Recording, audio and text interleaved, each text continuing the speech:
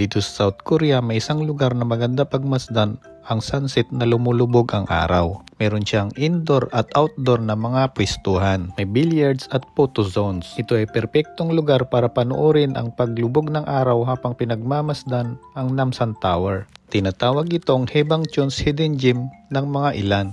Kung pupunta ka rito ay huwag kang malilito dahil sa parkingan talaga ang entrance dito. Pagpasok mo ng entrance, diretso ka lang doon. Makikita mo yung elevator. Nung pumunta kami dito ay 5:16 ang sunset pero hindi namin naabutan yung paglubog ng araw dahil akala namin ay makakapaghintay. Ganun pa man, kahit hindi namin naabutan yung mismong araw, mamaya na muna ang kwento. Order muna tayo ng kape para may hinihigop habang nagmumuni-muni. Habang iniintay ang order, pwede ka nang lumabas dito. Para sa mga nagnanganga, bawal daw dito magdura. Paglabas mo, kita mo na kaagad sa kanan ang Namsan Tower at mga photo zones na pwede kang magpa-picture. Meron din silang only eyes at ito nga ang nabutan namin. Wala na yung araw pero ang ganda pa rin pagmasdan.